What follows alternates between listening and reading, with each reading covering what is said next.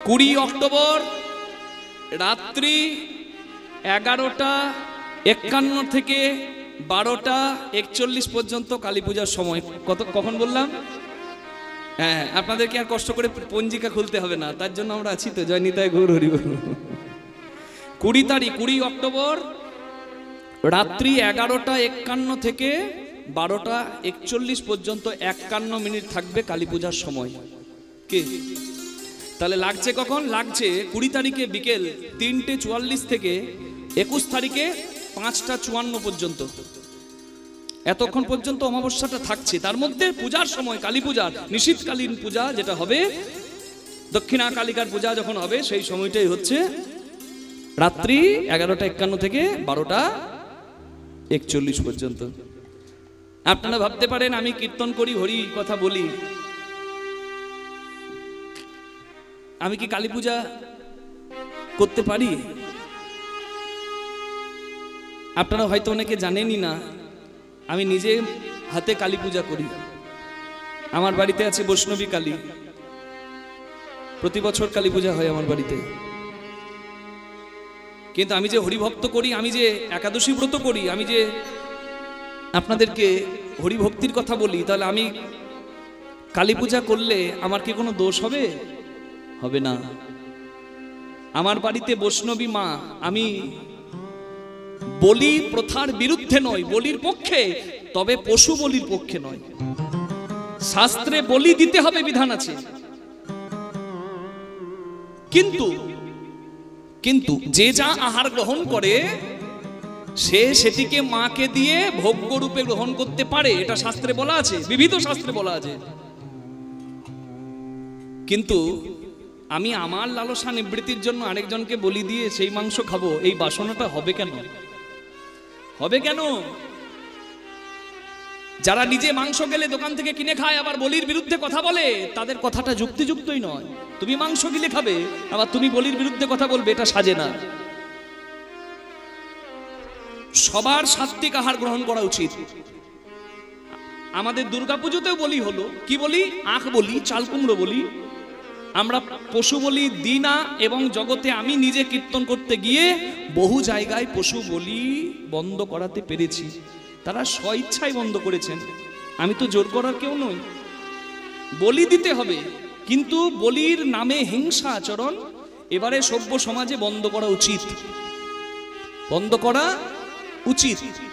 রুদ্রচণ্ডী পুরাণ, উপপুরাণ, সেখানে পরিষ্কার বলা আছে, যেমন বলির কথা শাস্ত্রে বলা আছে, তেমনি আবার শাস্ত্রে এও বলা আছে যে নিজের লালসা নিবৃত্তির জন্য যদি কেউ আরেকজনকে বলি দেয়, তার কি পরিণাম হতে পারে? কি? মম যজ্ঞে মম দ্বারে জোনরা পশু ঘাতকা তে নরা নরক যাত্রী যত্র চন্দ্র দিবাকর। চাঁদ সূর্য উঠবে, এটা যেমন সত্য, তেমনি নিজের লালসা নিবৃত্তির জন্য কেউ যদি আমার দরজায় এসে আমার যজ্ঞে আমার উদ্দেশ্যে পশু হিংসা করে, সেও নরকে যাবে, এটাও সত্য। নিতাই গৌর প্রেমানন্দে হরি হরি বল। তাই আমাদের সকলের উচিত জগতে প্রেমের প্রচার করা। যদি আসুরিক প্রবৃত্তি নিয়ে কেউ আমাদের কাছে আসে, তখন আমাকে অস্ত্র ধরতে হবে। ধরতে হবে না? আমি কীর্তন করি বলে আমার মন্দির ভাঙতে যদি আসে, তাহলে আমি ছেড়ে দেবো তাকে? আমার প্রাণ থাকতে নয়, আমি বল্লভ থাকলে আমি বল্লভ ধরবো। যারা জঙ্গিদের সঙ্গে যুদ্ধ করছে আমার ভারতীয় সৈন্য, তারা কি করবে? আমার কীর্তনে আমি বলি আগে নাম পরে নাম, করবি যদি হরিনাম আগে নাম, সাধুগুরুর চরণে নাম, পাবি নিত্যানন্দ ধাম। আমার কীর্তন শুনে তারা কি জঙ্গিদের পায়ে নামতে যাবে নাকি? আর বলবে মেরো না ভাই, এসো খিচুড়ি বসাই, সবাই মিলে খিচুড়ি খাই। ওটা খিচুড়ি খাওয়ার লাফড়া খাওয়ার জায়গা নয়। ওই লাফড়া খিচুড়ি খাবো আমি সৎসঙ্গে। ওইখানে বুক তুলে দাঁড়াতে হবে। ধর্ম রক্ষার জন্য, দেশ রক্ষার জন্য, দশ রক্ষার জন্য, সমাজ রক্ষার জন্য যদি অস্ত্র ধরতে হয়, কোনোদিন সেটা অপরাধও নয়। ভগবান অর্জুনকে বলছেন তুমি যুদ্ধ করো, বলছে না আমি যুদ্ধ করব না। বলছে ক্ষত্রিয়ের ধর্ম হচ্ছে যুদ্ধ করা, আর ধর্ম রক্ষার জন্য যদি কেউ যুদ্ধ করে, সেটা তো পরম ধর্ম করা। তুমি যুদ্ধ করো, চিন্তা করো। ভগবান তো অর্জুনকে বলে নাই যাই গিয়ে পায়ে ধরো, কি বলেছে? যুদ্ধ করো।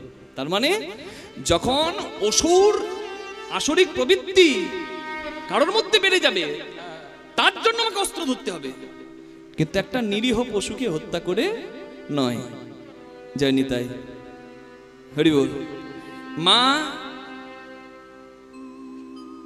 চণ্ডমুণ্ডর সঙ্গে যুদ্ধ করছে, শুম্ভ নিশুম্ভর সঙ্গে যুদ্ধ করছে, তখন রক্তবীজ অসুরদের জন্ম হলো। রক্তবীজ মানে সাংঘাতিক অসুর, মানে এক ফোঁটা রক্ত যদি ওদের মাটিতে পড়ে আরো বেশি বেশি অসুর জন্মাবে, তাহলে তো মারাই যাবে না।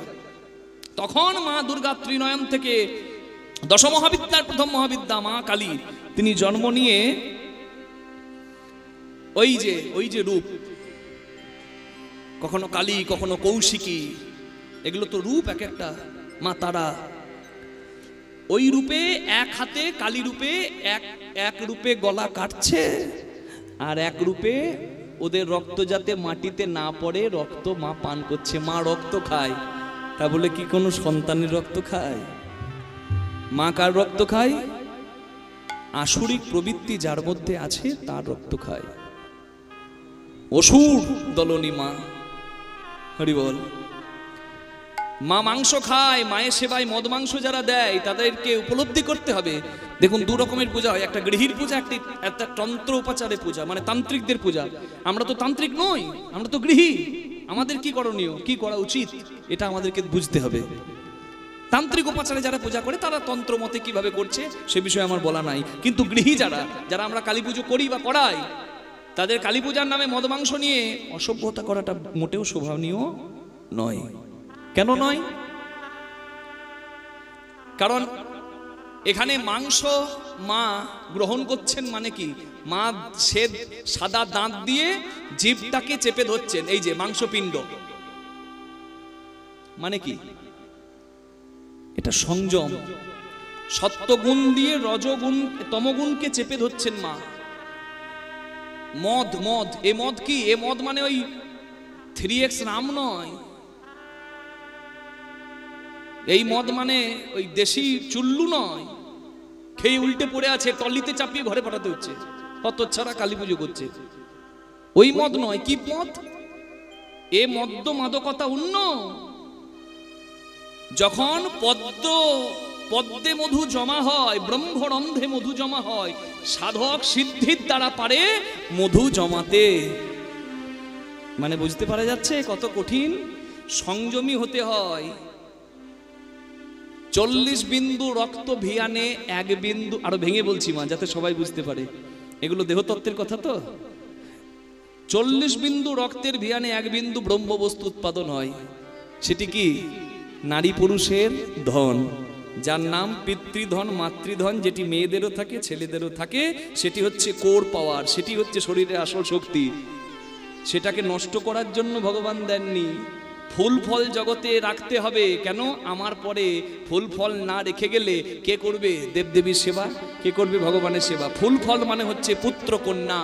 কিন্তু সারা জীবন রাঁধুনি হইবি ব্যঞ্জনা দিবি, হাঁড়ি না ছইবি, তাই হাঁড়িতে যদি মন যায় তাহলে কিচ্ছু হবে না মা ভজন সাধন। তাই যারা পেরেছে জমাতে, রাখতে পেরেছে কিছু, রেখেছে কিছু, তারাই পেয়েছে কিছু। এই মদ ওই বাইরের মদ নয় যেটা গিলে খেতে হয়, এই মদ দেহের ভেতরেই রয়, যেটি রসের ভিয়ানে জন্ম নেয়, যেটি ব্রহ্মরন্ধে স্থাপিত হয়। সেই মদের উন্মাদনায় একজন সাধক সব সময় মাতালের মতো থাকে। এই মদ চুল্লু মদের সম নয়। নিতাই গৌর প্রেমানন্দে হরি হরি বল।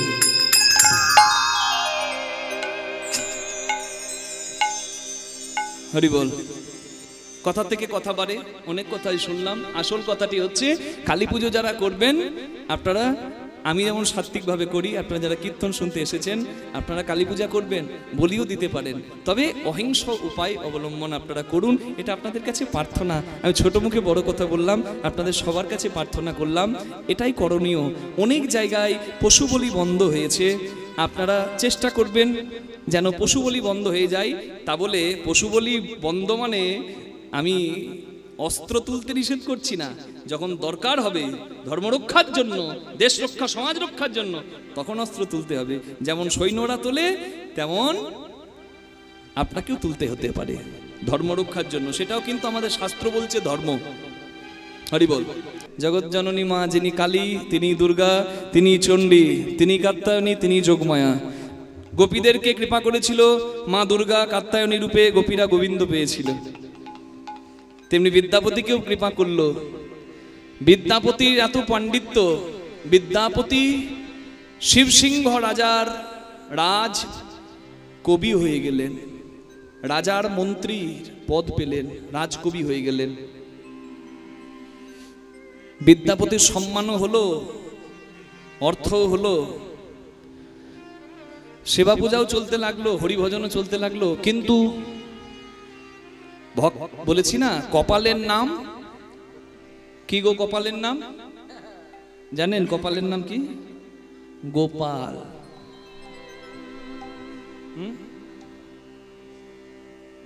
কপালের নাম গোপাল। মিঠুন চক্রবর্তীকে সাংবাদিক জিজ্ঞাসা করছে, আপনি যে এত বড় অভিনেতা হয়ে গেলেন, অন্যদের থেকে আপনার কি গুণ ছিল? মিঠুন চক্রবর্তী নিজের কপালটা এমনি করে দেখাচ্ছে যে গুণ থাকলেই সে জায়গা পাবে তা কিন্তু নয়, যার কপাল ভালো সে এগিয়ে যাবে। নিতাই গৌর প্রেমানন্দে হরি। এ কঠিন ব্যাপার বাবা, এটা যদি সঙ্গ দেয় তাহলে বহু কিছু হয়ে যায়। বিদ্যাপতির কপাল দেখুন কেমন, রাজার রাজকবি হয়ে গেল, সম্মান হলো, অর্থ হলো, কিন্তু বিদ্যাপতি দারুণ দেখতে আর দারুণ গান গায়, এত সুন্দর কণ্ঠ। বিদ্যাপতির প্রেমে পড়ে গেল রাজার গিন্নি, মানে রানীমা, রানী লক্ষ্মীবাই প্রেমে পড়ে গেল বিদ্যাপতির। বিদ্যাপতি চিন্তা করলো, হাই হাই, আমার কলঙ্ক রাখার জায়গা নাই। রাজার কলঙ্ক, রানীমায়ের কলঙ্ক, আমার কলঙ্ক, আমার ভজন নষ্ট হয়ে যাবে। বিদ্যাপতি ভেবেছিল আমি বিয়ে করব না, কিন্তু দায়ে পড়ে বিয়ে করতে বাধ্য হলো। বিয়ে করলে বাবা জ্বালা কমে যাবে, আর কেউ চোখ দেবে না। বিদ্যাপতি বিয়ে করব না ভেবেও বিয়ে করে ফেললো। আর হঠকারিতাই কোনো কাজ তো ভালো হয় না। বিদ্যাপতির কপালে এমন একজন জুটলো মা, আহা, একদম 5 পোয়া কপাল। বিদ্যাপতি হরিভক্ত, বিদ্যাপতি মিষ্টি কথা বলে, হ্যাঁ। আর বিদ্যাপতির গিন্নি কেমন কথা বলে জানেন? বিদ্যাপতি যদি ডাকে, কই গো গিন্নি, তখন গিন্নি উত্তর দেয়, কি হয়েছে, ফাটা বাঁশ। হরি বল। হ্যাঁ, আপনারা হাসছেন যে, আছে নাকি? এরকমও আছে এখানে এই গ্রাম? না, এই বর্দাতে কেউ নাই এরকম। এরকম আছে? ছি রামচন্দ্র, এখানে নাই। বলে একদিন সন্ধেবেলায় আসবে আর রাতে বেলায় চলে যাবে, কি বুঝবে বাবা? 2-5 দিন থাকো, সব বুঝতে পারবে। হরি বল, হরি বল, হরি বল, রাধে রাধে। না, কুটিলা জটিলা ছিল বলে রাধারানীর কৃষ্ণ ভজন ভালো হয়েছিল, জানেন? যত বাধা আসবে তত কৃষ্ণ পাবার আশাটাও বেড়ে যাবে। সহজে কিছু পেলে তো তার মূল্য কম না। বিদ্যাপতি ভাবে, যা কপালে দিয়েছো প্রভু তাই নিয়ে চলতে হবে, মানিয়ে নেওয়ার নামই তো সংসার, কিন্তু আমি তোমায় ছাড়ছি না। ভর দুপুর বেলায় বিদ্যাপতি তো যখন তখন গান গায়, কৃষ্ণ গান গায়, এটা বিদ্যাপতিরই পদ আমি গাইছি। ভর দুপুর বেলায় বিদ্যাপতি গান গাইছে, আর একটা ছেলে জানলা দিয়ে কান পেতে তার গান শুনছে। এই ছেলেটাকে যদি বুঝতে পেরে গেছেন তাহলে আপনার কীর্তন শোনা সার্থক। ভর দুপুর বেলায় বিদ্যাপতি গান গাইছে, 3 ঘন্টা কীর্তন শুনলে যা পাবেন, আমি এত বড় কথাটা এখন বলছি, এই পদটা শুনলে আমার মনে হয় অনেকটা তাই পেয়ে যাবেন। কারণ আমি 3 ঘন্টা কীর্তন, 3.5 ঘন্টা কীর্তনে যা বলছি, এই একটা পদে আসল সেই কথাটাই বলা আছে। সাংঘাতিক কথা। আপনারা এখানে বসে কতটুকু অনুভব করতে পারবেন জানি না মা, বিশ্বাস করুন। আমি লন্ডনে 2য় দিনের কীর্তনে যখন এই গানটা গাইছি, যারা বাঙালি নয়, যারা অবাঙালি বা যারা বিদেশি, যারা ব্রিটিশ, আমি গানটার মানেগুলো যখন ইংলিশে একটু বলে দিচ্ছি, তাদের চোখ থেকে জল পড়ছে মা। আমি ভগবানকে বলেছিলাম, প্রভু এটা আমার জীবনের অনেক বড় পাওনা। ওই সাদা চামড়ার মানুষগুলো কাঁদছিল বসে বসে এই গানটার কথাটা শুনে। আপনারাও শুনুন, উপলব্ধি করার চেষ্টা করুন। একটা গানে সব কথা বলে দেওয়া আছে। তাতল সৈকতে বারি বিন্দু সম সুতমিত রমণী সমাজে সুতমিত রমণী সমাজ। तातल सैकत बारी बिंदु सम सुतमित रमणी समाजे सुतमित रमणी समाजे। तोहे बिसरी मन ताहे समर्पलु अब मझु हब कोन काजे अब मझु हब कोन काजे। तातल सैकते बारी बिंदु सम सुतमित रमणी समाजे सुतमित रमणी समाजे। On a burning hot sand, a drop of water cannot survive. Meanwhile, in the same way, relationships like son, sister, friends, family are short-lived. They can't last longer. একটা তপ্ত বালির ওপর যেমন এক ফোঁটা জল টেকে না, ঠিক তেমনি ওই বালিতে, গরম বালিতে জল পড়ার মতো হচ্ছে আমাদের এই পৃথিবীতে সম্পর্ক করা। কোনোদিন চিরস্থায়ী নয় এই সম্পর্ক। আর আমরা কি করি বলুন তো? হে মাই মাইটি লর্ড, হে গোবিন্দ, হে Krishna, I forgot you and gave my everything to them. Now what is left for me to do? যে সম্পর্ক টিকবে না, যে সম্পর্ক চিরস্থায়ী নয়, এই নকল সম্পর্ক যেগুলো আপন সেজে বসে আছে, তাদের প্রতিবিধানের জন্য, তাদের সেবা করার জন্য, তাদেরকে আনন্দ দেওয়ার জন্য আমি সবকিছু করলাম, কিন্তু শেষকালে আমি দেখছি আমার যেটা আসল করণীয় সেটা করার জন্য আর আমার কিছু অবশিষ নাই। আমি সব শেষ করে দিয়েছি সংসারে দিতে দিতে। আমার সব কিছু দিয়ে তাদের করলাম, আর শেষে শুনতে হলো তুমি আমার জন্য কি করেছো।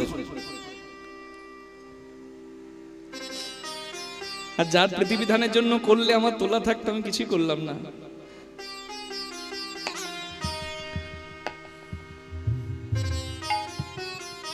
आध जन्म हम नींदे गो आईनो आध जन्म हम नींदे गो आईनो जरा शिशु कत काल भेला जरा शिशु कत काल गेला निधुबन रमणी रस रंगे मातलू निधुबन रमणी रस रंगे मातलो तोहे भजब कोन बेला तोहे भजब कोन बेला तातल सैकते बारी बिंदु सम सुतमित रमणी समाजे सुतमित रमणी समाजे तातल सैकते बारी बिंदु सम सुतमित रमणी समाजे सुतमित रमणी समाजे। অর্ধেকটা জীবন ঘুমাতে গেল, দিনে 8 ঘন্টা ঘুমায়, 24 ঘন্টায় দিন হয়, তাহলে 3 ভাগের 1 ভাগ জীবন ঘুমাতে গেল। শিশুকালে ঠিক ভুল জানতাম না, সময় নষ্ট করেছি। শেষ বয়সে তো আর হবে না, শরীর ঠিক থাকে না। যৌবনকালে মিথ্যাকে সত্যি ভেবে সময় কাটিয়েছি, মানে মায়ার পেছনে ছুটে। রোগ জ্বালাতে কতদিন গেছে, আমার সব কিছুর জন্য সময় আমি পেলাম, শুধু হরি তোমায় ডাকার আমার সময় হলো। হরি বল। Even Brahma, the creator of the world, dies again and again. But you, my mighty Lord, has no end, no beginning. Waves are created in the ocean and merges back into it. All the living beings are created from you and merges back into you. কি সুন্দর কথা। সমুদ্র তরঙ্গ সমুদ্রেই জন্মায়, আবার সমুদ্রের ঢেউ সমুদ্রেই মিশে যায়। এই সমস্ত কিছুর জন্মই তো তোমার থেকে প্রভু। বিজ্ঞানী আইনস্টাইন বলেছে E is equal to mc square. Energy can't be destroyed, it can be utilized. Mass converted into energy. বালি বলুন, কয়লা বলুন, মাইক বলুন, আমি বলছি আপনি শুনছেন, লাইট, সবার মধ্যে শক্তি আছে। আর এই ছোট্ট ছোট্ট শক্তি যিনি পূর্ণ শক্তিমান, তিনি তোমার সচ্চিদানন্দ ভগবান, পরম শক্তিমান। এই শক্তির জন্ম কোথা থেকে? বেদে বলা হচ্ছে শ্রীনান্ত বিশ্বে অমৃতস্য পুত্রাহা, সেই জগৎ পিতার সন্তান রূপে জগতে আমাদের সৃষ্টি। জীব বলুন, জড় বলুন, এই সৃষ্টি তার। জন্ম নিয়ে পড়াশোনা করলাম, শিক্ষিত হলাম, এইটুকু জ্ঞান আমার হলো না যে জগতের মালিককে। कत चतुरानन मरी मरी चाहवत नात आदि अवसाना, तो हे जनमी पुनः तो हे समावत सागर लहरी समान। একবার সবাই বিদ্যাপতির নামে প্রণাম করুন, এত সুন্দর গান যিনি লিখেছেন। ব্রহ্মা কতবার জন্মালো, কতবার চলে গেল, লীলা শেষ, তোমার আদি অন্ত পেল না। আর আমি সামান্য মানুষ হয়ে তোমার বিচার করতে বসি প্রভু। ভানয়ে বিদ্যাপতি शेष समन भयो, भनई विद्यापति शेष समन भन। तू बिन गति नाही मोरा, हे माधव तू बिना गति नाही मोरा। आदि अनादि का नाथ कहायसी, आदि अनादि का नाथ कहायोसी। अब तारण भार तुहारा, हे माधव अवतारण भय तुम्हारा। तातल सैकत बाड़ी बिंदु सम, सुतमित नामनि सोमादे, सुतमित रमणि सोमादे। सुतमित रमणी समाज, सुतमित रमणि समाज। বাহ, ধন্য ধন্য ধন্য। বলিহারি বলিহারি, কে শোনালো এই গান? কে? বিদ্যাপতি ঠাকুর ঘরের বাইরে এসে দেখছে একজন দুহাত তুলে জয় দিচ্ছে, বলিহারি আহা, কে গান আমায় শোনালো, আহা কি গান, কি গান, জয় হোক জয় হোক। এই কে তুই? আমি উগনা। হ্যাঁ, উগনা কি না? উগনা? তোর নাম উগনা? এই উগনা কারোর নাম হয়? তোর নাম যাই হোক, আমার ঘরের দরজায় জয় দিচ্ছিস, কান পেতে গান শুনছিস, পরিচয় কি তোর? বাবা ঠাকুর, আমি অনাথ, আমার কেউ নাই। কখনো গাছের ছায়ায়, কখনো মন্দিরের বারান্দায় রাত কাটাই। যেখানে যা পাই ভিক্ষা করে তাই নিয়েই খোদার জ্বালা নেভাই। আমি ভিক্ষা করতে গ্রামে গ্রামে বেড়াই তো, এই গ্রামে এই বিসফি গ্রামে ভিক্ষা করতে এসেছি, আর সবার মুখে শুনছি বিদ্যাপতি ঠাকুর নামে এই গ্রামে এক পরম দয়াল আছে, তার বাড়িতে সবার জায়গা হয়। আমি তো সারাদিন কিছু খাইনি, একটু প্রসাদ পাবো বলে বিদ্যাপতি ঠাকুরের বাড়ি খুঁজছি। তা রাস্তা দিয়ে যাচ্ছিলাম, আপনার এই গান শুনতে পেলুম। আহা, কি সুন্দর গান করেন আপনি। আপনি বলতে পারেন বাবু আমি বিদ্যাপতি ঠাকুরের বাড়ি কোথায় পাবো? একজন সন্তান আমার আসতো, কিন্তু আমি তো সন্তানের বাবা হতে পারিনি। হয়তো ঠাকুর আমাকে এই সন্তান দিয়েছে, কিন্তু আমি চাইলেই তো আশ্রয় দিতে পারি না, কারণ সংসারে যখন আছি তখন একজনের সিদ্ধান্তে তো হবে না। আরেকজন ঘরে আছে খুন্তি নাড়ে, মাঝে মাঝে খুন্তিটা নাড়তে নাড়তে ঠাঁই ঠুই করে শব্দ করে বুঝিয়ে দেয় যে আমিও আছি। ভাবনা একা ভেবো না, ঠুকে দেবো।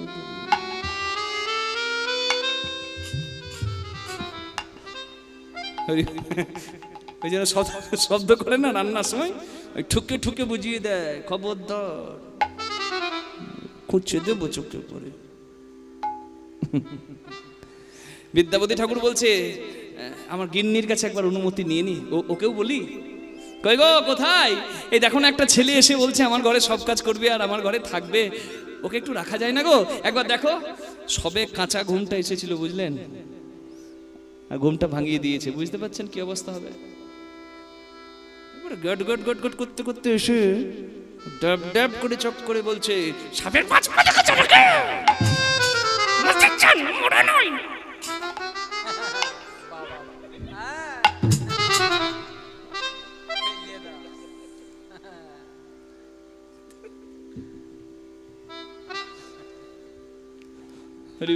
এর খুব জ্বালা বুঝলেন, কখনো রাধা সাজছে, কখনো ওষুধ সাজছে, কখনো কার্তিক সাজছে।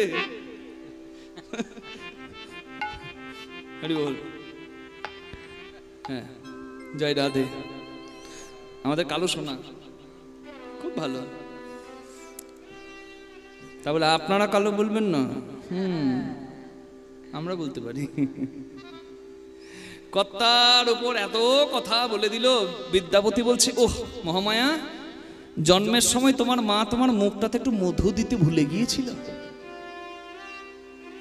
সব সময় কটু কথা, ভালো কথা নাই। এই ছেলেটা এসেছে দেখো, ওকে দেখে মায়া হয় না তোমার? সারাদিন বোধহয় কিছু খায়নি, আহা মুখটা শুকনো। ওনার ছেলে, ওকে কি ঘরে আশ্রয় দেওয়া যায় না? ও বলছে সব কাজ করে দেবে। হ্যাঁ মা ঠাকুর, হ্যাঁ আমি সব করবো, বাসন মাজা, কাপড় কাচা, ঘর পরিষ্কার করা, ঘর ঝাড় দেওয়া সব করবো। তুই কাজ করবি? তোর যা শরীর, বাতাসে উড়ে পালাবি। এই রোগা শরীরে কাজ করবি কি? না মা ঠাকুর, আমার শরীর দেখবেন, আমি সব পারবো। বেশ, কাজের কাজ যদি না হয়েছে তাহলে ঘর ধরে বের করবো। কোন রকমে জায়গা হয়ে গেল উগনার বিদ্যাপতির ঘরে চাকর হয়ে। আপনারা কি এখনো বুঝতে পেরেছেন এই উগনাটা কে? বোঝার চেষ্টা করুন, দেখুন ঠিক আস্তে আস্তে বুঝতে পারবেন। বিদ্যাপতি স্নান করবে, বিদ্যাপতির জন্য জল তুলে দেয়। বিদ্যাপতি স্নান করবে, বিদ্যাপতির জন্য বিদ্যাপতিকে তেল মাখিয়ে দেয়। রাত্রে যখন বিদ্যাপতি ঠাকুর ঘুমায়, বিদ্যাপতি ঘুমিয়ে গেলেও বিদ্যাপতির পায়ে তেল দেয়। আহা, শুধু তাই নয়, বাসন মাজা, এঁঠো বাসন মাজা, ঘর মোছা, ঘর ঝাড় দেওয়া সব করে। একদিন বিদ্যাপতি ঠাকুর হাটে, বাজারে যাচ্ছে আর কি, হাটে। তো বিদ্যাপতি বলছে উগনা তুই আমার সঙ্গে চল। থলি ধরিয়ে দিয়েছে মহামায়া, আর বলছে ঠিকঠাক যদি বাজার না করে এনেছো না, লঙ্কা বেটে মুখে ভরিয়ে তো বাবা করে। যেমন কথা। বিদ্যাপতি গেছে হাটে, সঙ্গে উগনা চাকর, গলায় গামছা, পরনে ধুতি, ওই হাত থলিটা ধরে এমনি করে যাচ্ছে পেছনে পেছনে। আর এত গরম, জ্যৈষ্ঠ মাসের কাঠ ফাটা রোদ, কিছু দূর এগিয়ে গিয়ে বিদ্যাপতি আর যেতে পারছে না। 1 মাইল হেঁটে বিদ্যাপতি একটা বট গাছ দেখে বট গাছের গোড়ায় বসে পড়েছে শিকড়ে। আর বিদ্যাপতিকে বসতে দেখে মালিক বসেছে বলে চাকরও নিচে বসে গেছে মাটিতে। বিদ্যাপতি বলছে, ওগনা আর পাচ্ছি না রে, ও একটু বসি বসি, এত গরম আর পাচ্ছি না, হাঁটতে পারবো না। কিছুক্ষণ বসার পর বিদ্যাপতি বলছে, ওগনা আমার একটা গান মনে পড়েছে, আমি গাইবো। বলে, বাবু আপনার গান শুনতে আমার খুব ভালো লাগে, আপনি হরির ভজন করেন, হরির গান গান, কৃষ্ণ ভজন করেন, একটু একটু জোরে জোরে করবেন যেন আমি শুনতে পাই। বলে, তুই কি আমার গান বুঝবি? আমি পণ্ডিত, আমার গান বুঝতে গেলেও তো একটু পড়াশোনা করতে হয়। বলে, বুঝিয়ে বললে কেন বুঝবো না বাবু, বুঝিয়ে বুঝিয়ে বলবেন। বলে, বেশ। হে মাধব বহুত মিনতি করুতই, দেহি তুলসী তিল দেহ মন সমর্পলু। আমার দেহি তুলসী তিল দেহ মন সমর্পণ। এখন দয়া জানি নাছর বিমু। মাধবে হে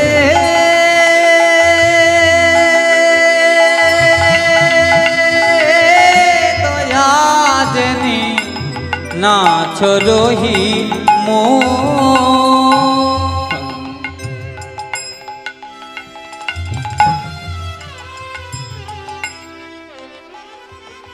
তুমি যেন আমায় দয়া ছেড়ো না হে। আমায়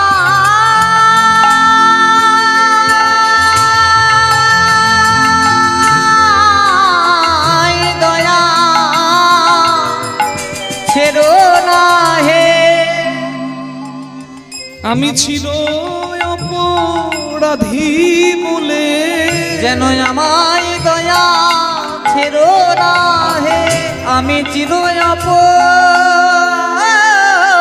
অপরাধী বলে, হে গোবিন্দ তোমার শ্রীচরণে আমি চির অপরাধী বলে, তোমার শ্রীচরণে চির অপরাধী বলে, গোবিন্দ তোমার শ্রীচরণে চির অপরাধী বলে, গোবিন্দ তোমার শ্রীচরণে যেন আমায় দয়া ছেড়ো না হে। দয়া জানি না ছোড়হি মো। বাবু বলো না। বাবু আমি বুঝতে পেরেছি আপনি কৃষ্ণ ভগবানের গান গাইছেন। বলে, ঠিক ধরেছিস। তা আপনি কি লিখলেন, গানে কি বলছেন? আমি বললাম, তুলসী পাতা দিয়ে কেউ যদি তোমার পূজা করে, গোবিন্দ তোমায় তারে কৃপা করে। তুলসী পত্র দিয়ে কেউ যদি গোবিন্দ সেবা করে, গোবিন্দ তাকে কৃপা করে। ও বুঝলাম। আচ্ছা, যদি কারো তুলসী পাতা না থাকে, সে কি তাহলে গোবিন্দকে সেবা দিতে পারবে না? বলে, তুলসী পাতা যদি জোগাড় করতে না পারে, মৌনী হবে, মৌনী হবে তার তুলসী পাতা, ভক্তি হবে তার চন্দন, চোখের জল হবে তার গঙ্গা জল। হ্যাঁ, আচ্ছা আচ্ছা আচ্ছা। কি কি কি গুণ লাগে কৃষ্ণ ভক্ত হতে গেলে? কি কি গুণ লাগে? বলে, গুণ থাকলেও হয়, গুণ যদি নাও থাকে কিছু তাতেও হয়। এই দেখ না, আমার তো কিছু গুণ নাই, আমি যদি হরিনাম করতে পারি, তুইও পারবি রে। গণইতে দোষ গুণলে সোনা পাওবি। মাধব গণইতে দোষ, আমার গণইতে দোষ, বলি গুণ তো কিছু পাবে না মাধব। আমার গণইতে দোষ, আমার গুণ তো কিছু পাবে না মা। শুধু রাশি রাশি দোষ পাবে যখন বিচার করে দেখবে। রাশি রাশি দোষ পাবে যখন বিচার করে দেখিবে, রাশি রাশি দোষ দোষী পাবে, যখন বিচার করে দেখিবে আমার গুণে তো কিছু পাবে না মাধব। जब तू করবি বিচার।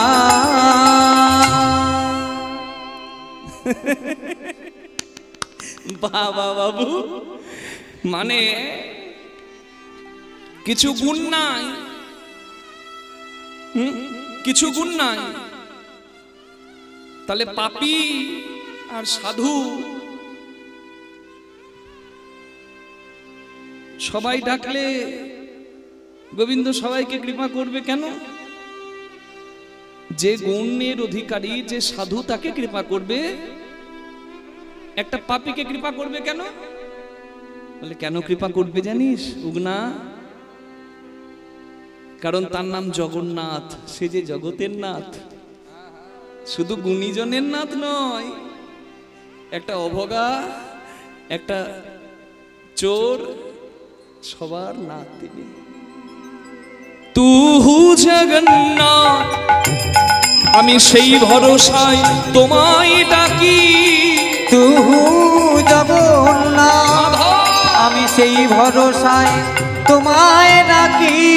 জগবাহি নহি মুই ছা, মাধব জগবাহি নহি মই ছা। ছাড়া নই হে আমি ছাড়া নই হে, আমি তোমার জগৎ ছাড়া নই হে। তোমার জগৎ ছাড়া নই হে। মাধব তুমি হলে জগতের না, তোমার জগৎ ছাড়া নই হে। তুমি হলে জগতের নাথ, তোমার জগৎ ছাড়া নই হে। মানুষের কত বুদ্ধি বাবু, এই জন্মে মানুষ বলে এত বুদ্ধি। ভগবান নাকি জগন্নাথ মানে বাবা, আর আমরা নাকি জগতের সন্তান মানে তার ছেলে। ভগবানকে বাবা সাজিয়ে নিজেকে ছেলে বলে দিলুম, আর সব দোষ ক্ষমা। এত বুদ্ধি মানুষের আছে, কিন্তু পশু পাখির তো নাই। এই জন্মে মানুষ হয়েছি বলে না হয় পার পেয়ে গেলাম, পরের জন্মে পশু হলে, পাখি হলে কি বুদ্ধি তখন কাজে লাগবে। বিদ্যাপতি চিন্তা করছে উগনা চাকর হলে কি হবে, ওর এত বুদ্ধি। একটা সাধারণ চাকরের তো এত বুদ্ধি হয় না। ওকে আমাকে একটু জানতে হবে, কিন্তু উত্তর যখন আমাকে দিতে হবে, উত্তর তো আমি দেব। এই জন্মে মানুষ হয়েছি বলে এত বুদ্ধি, পরের জন্মে পশু হলে আমরা কি করব তাই বলছিস তো? শোন, পরের জন্মের প্রার্থনা এই জন্মেই করে যাব। এই জন্মে মানুষ হয়েছি তাই হরি বলার বদন পেয়েছি। আমি একটু বলবো আপনাদের সবাইকে, কীর্তনের এই শেষ জায়গায় আপনারা একটু হাত জোড় করুন, আর বিদ্যাপতির প্রার্থনা আপনারাও করে দিন। হে গোবিন্দ, এই জন্মে মানুষ হয়েছি তাই হরি বলার বদন পেয়েছি। পরজন্মে যদি এই বদন না পাই, যদি তুমি আমায় পশু করো, তবে তোমার কাছে প্রার্থনা তুমি যেন আমায় ধেনু করো। আমার দুগ্ধ দিয়ে তোমার সেবা হবে, আমার মৃত্যুর পর আমার চামড়া দিয়ে শিখল হবে, মৃদঙ্গ হবে। যদি পশু না করে পাখি করো, তুমি যেন আমায় ময়ূর করে জন্ম দিও। আমার পালক দিয়ে তোমার চূড়া হবে। যদি পশু পাখি না করে তুমি আমায় কীট পতঙ্গ করো, তাহলে যেন তুমি আমায় মধুমক্ষিকা করে দিও। ফুলে ফুলে ঘুরে ঘুরে আমি চাকে তোমার জন্য মধু যোগাবো।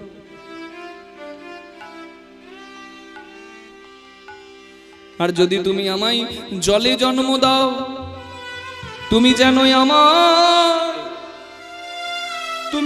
আমায় শঙ্খরূপে জন্ম দিও।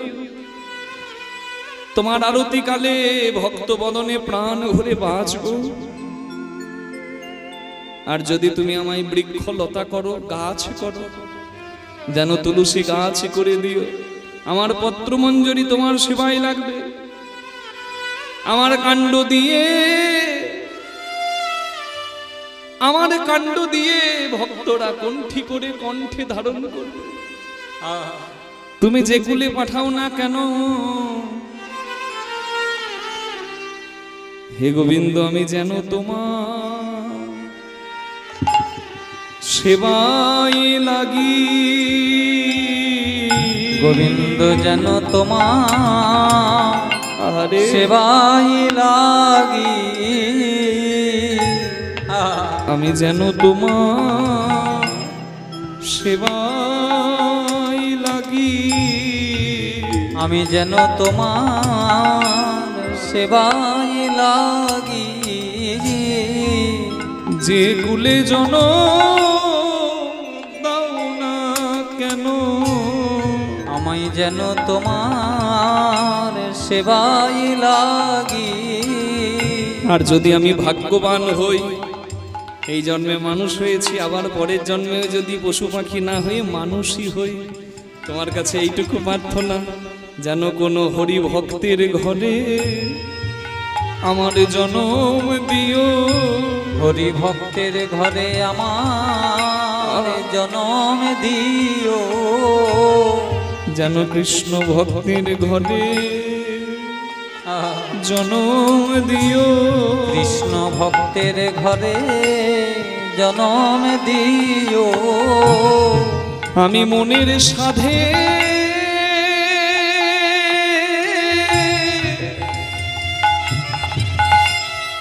গোবিন্দ হে তোমার গানে গাইব। কৃষ্ণ ভক্তের ঘরে জনম দিও। তাই ঘনই বিদ্যাপতি অতিশয় কাতর, ঘনই বিদ্যাপতি অতিশয় কাতর, তরইতেই হো ভব সিন্ধু, তরইতেই হো ভব সিন্ধু।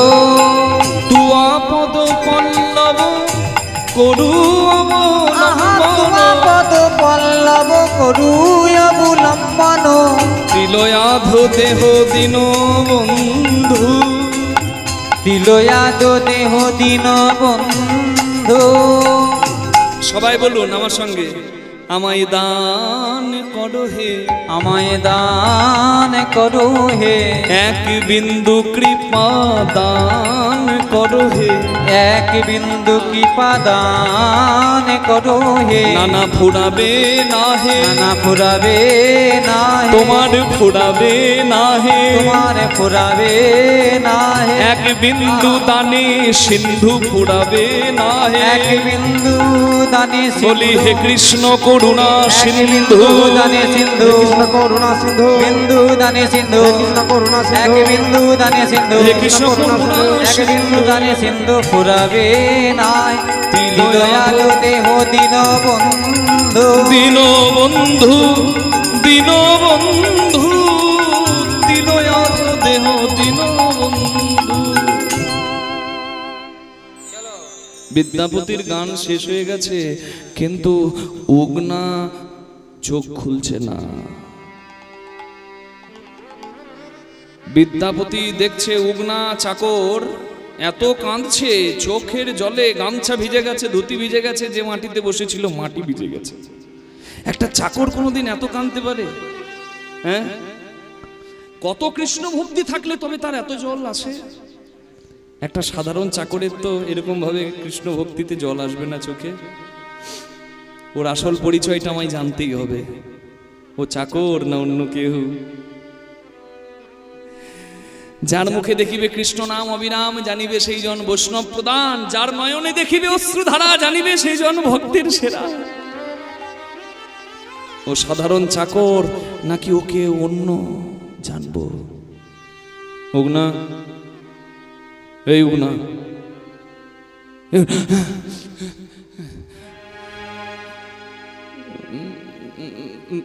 বাবু আপনি আমায় ডাকলেন? আপনার গান শেষ হয়ে গেছে। কি রে, গানটা আমি গাইলাম, গানটা আমি সুর দিলাম, আমার যত না প্রেম এলো তোর দেখছি আমার থেকে অনেক বেশি প্রেম এসেছে।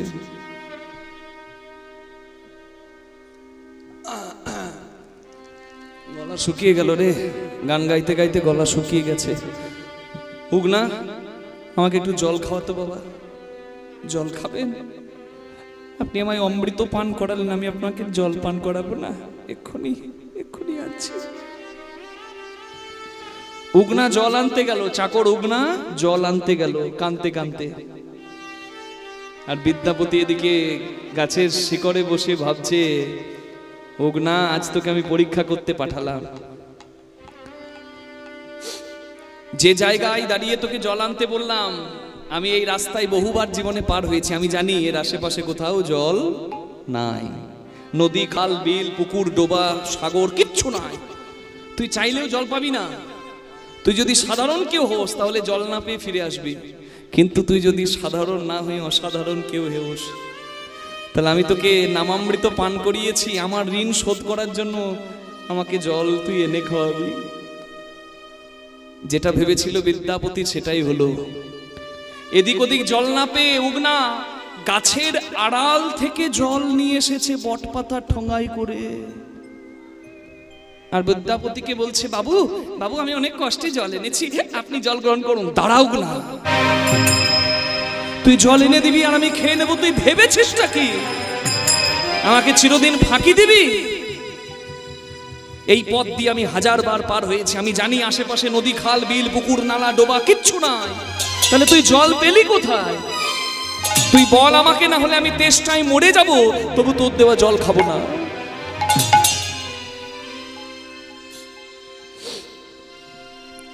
বিদ্যাপতির হাতে ধরা পড়ে গেল চাকর উগনা। শেষে উত্তর দিল, ওগো বিদ্যাপতি ঠাকুর, আর আমার তোমার কাছে থাকা হলো না। এই নাও আমি তোমায় আমার রূপ দেখিয়ে দিলাম। এই জল তো আমি যেখান থেকে সেখান থেকে আনি নাই, এই জল আমি আমার মাথা হতে এনেছি। হরি হরি বল। হতে এনেছি এ যে শুদ্ধ গঙ্গা জল, আমার মাথা হতে এনেছি। এ যে শুদ্ধ গঙ্গা জল মাথা হতে এনেছি। এ যে শুদ্ধ গঙ্গা জল তুমি নির্দ্বিধায় পান করো। এ যে শুদ্ধ হরি হরি নির্বিধায় পান করো। এ যে শুদ্ধ গঙ্গা জল নির্বিধায় পান করো।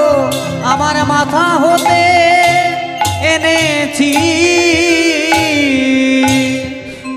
উগনার কথা শুনে বিদ্যাপতি থরথর করে কাঁপছে। কি বললি উগনা? তুই জল এনেছিস তোর মাথা থেকে, আর সেই জল পবিত্র গঙ্গার জল। মাথায় গঙ্গা থাকে আমার আরাধ্য দেবাদিদেব মহাদেবের।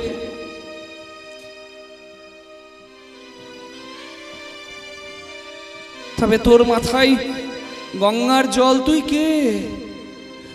আমার ঘরে চাকর হয়ে আমার পায়ে তেল দিলি, আমাকে তেল মাখালি, আমার বিছানার চাদর পরিষ্কার করলি, আমার বাসন মাজলি, আমার কাপড় কাচলি, আমার এত সেবা করলি, আর তোর মাথায় সুরধ্বনি গঙ্গা বইছে। তবে তুই কে বাবা? একবার দেখানে তো স্বরূপ দেখা। একবার দেখা রে তো স্বরূপ দেখা। একবার দেখানে তো স্বরূপ দেখা। একবার দেখা রে তো স্বরূপ দেখা। তুই কি সেই শিরে জটা গঙ্গাধর? দেখা রে তো স্বরূপ দেখা। তবে উগনা দেখাইল আপন স্বরূপ। আপন স্বরূপ উগনা ধরিল তখন দেবাদিদেব মহাদেব রূপ। মহাদেব দেখি বিদ্যাপতি পড়িল চরণে, পড়িল চরণে, হানাথ হানাথ বলে কাঁদে ঘনে ঘনে, কাঁদে ঘনে ঘনে। ওম নমঃ শিবায় শান্তায় কারণত্র হেতবে নিবেদয়ামি চাত্মানং ত্বঙ্গতি পরমেশ্বর, নিবেদয়ামি চাত্মানং ত্বঙ্গতি পরমেশ্বর। ওম নমঃ শিবায়, ওম নমঃ শিবায়, ওম নমঃ শিবায়, ওম নমঃ শিবায়। প্রভুमीश मनीषमशेष गुणं गुणहीनमनीष गणावरणं रणनीर्जित दूर्जय दैत्यपुरं प्रणमामि शिवं शिवो कल्पोत्तरम्। ओम नमः शिवाय, ओम नमः शिवाय, ओम नमः शिवाय। गिरिराज सुतान्वित पामतनु, गिरिराज सुतान्वित पामतनु, तनु निंदित राजित कोटि विधु, विधि विष्णु श्रीरोधितो पाद जुगं प्रणमामि शिवं शिवो कल्पोत्तरम्। ओम नमः शिवाय, ओम नमः शिवाय, ओम नमः शिवाय। এ তুমি কি করলে বাবা,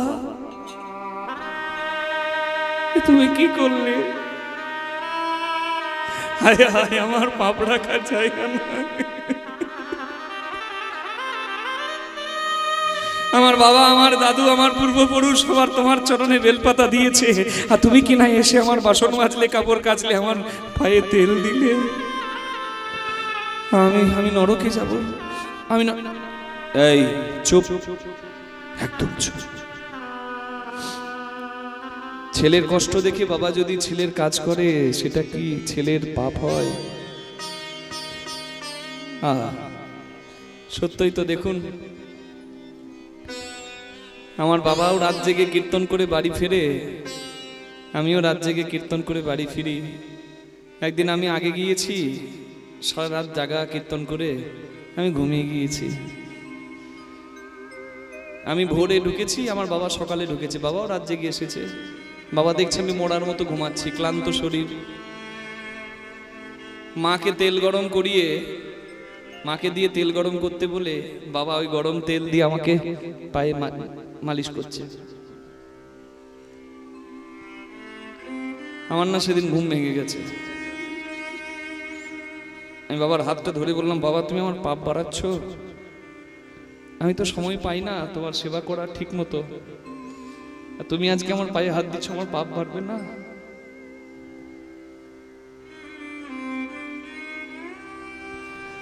আমাকে বলছে, বাবা যদি ছেলেকে আদর করে, ছেলের পাপ লাগে কখনো খোকা? সত্যই শিব তো বাবা, ছেলের মতো রূপ ধরে আসলে কি হবে? সে যে পিতা ভোলে বাবা। বিদ্যাপতিকে বলছে, বিদ্যাপতি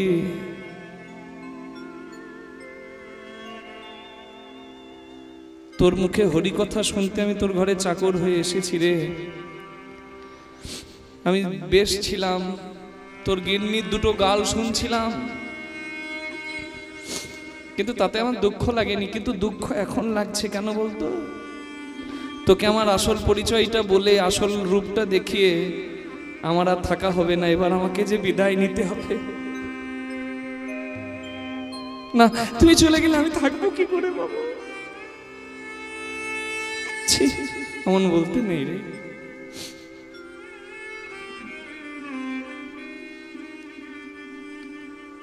বিদ্যাপতি, আমি সশরীরে চলে যাচ্ছি, তবে তোর বাড়ির এই আঙিনায় যেখানে আমি তোর সেবা করেছি, সেইখানে মাটি থেকে উঠবো আমি শিবলিঙ্গ হয়ে। তুই প্রতিদিন শিব পূজার পর একটা করে কৃষ্ণের পদ আমায় শোনাবি, তোর মুখের হরি কথা শুনতে আমি চাকর হয়ে এলাম, তুই যেন আমাকে কৃষ্ণের পদ শোনাতে বলিস না। আজও যাবেন বিস্ফি গ্রামে, শিবলিঙ্গ উঠেছে মাটি ভেদ করে। বিদ্যাপতি যতদিন ছিলেন ততদিন তো প্রতিদিন কৃষ্ণ বধ একটা করে গেয়েছেন, কৃষ্ণের ভজন শুনিয়েছেন। শিব পূজার পরে শিবকে কৃষ্ণের পদ গাওয়া, এটা বিদ্যাপতির শিব মন্দিরে দেখতে পাবেন। আজও বিদ্যাপতি নেই, সেখানে বিদ্যাপতির নামে ইউনিভার্সিটি হয়েছে, বিশ্ববিদ্যালয় হয়ে গেছে, দ্বারভাঙা ইউনিভার্সিটি। এখনো বিদ্যাপতির সেই শিবলিঙ্গে শিব পূজার পরে একটা করে কৃষ্ণের পদ শোনানো হয়। ধন্য হরহরির বন্ধন।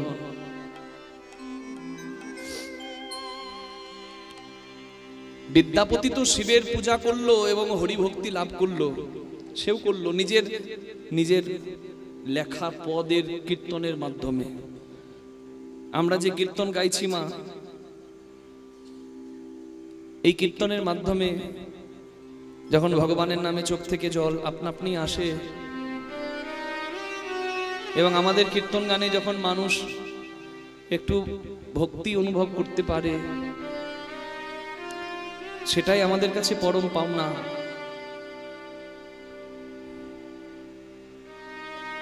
আপনাদের কাছে খুব সুন্দর সুবর্ণ সুযোগ আছে, আপনারা এই সুযোগটা হাতছাড়া করবেন না।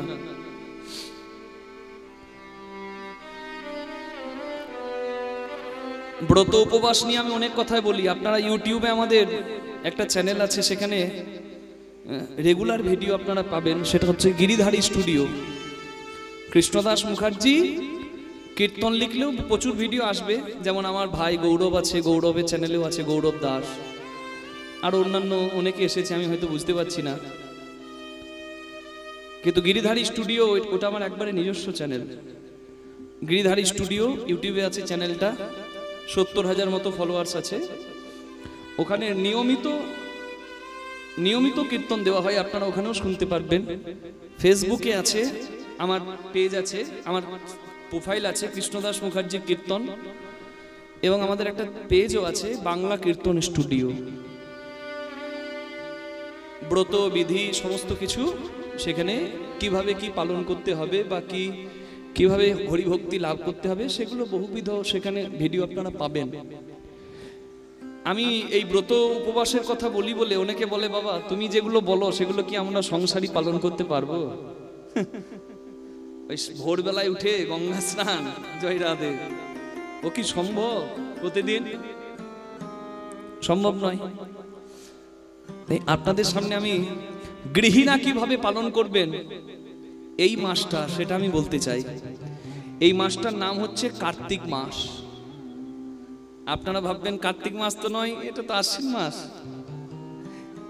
কিন্তু পুর শুরুটা করতে হবে। আপনাদের সকলের কৃষ্ণ ভক্তি হোক। আপনারা বিদ্যাপতির মতো পরম ভক্তের কৃষ্ণ ভক্তির কথা শুনলেন, যার কৃষ্ণের গান শোনার জন্য শিব চাকর হয়ে তার বাড়িতে পড়ে রইল। বিদ্যাপতির ঘরে শিবলিঙ্গ রূপে মহাদেব বিরাজ করলো, বিদ্যাপতি আর মহাদেবের মিলন হইল।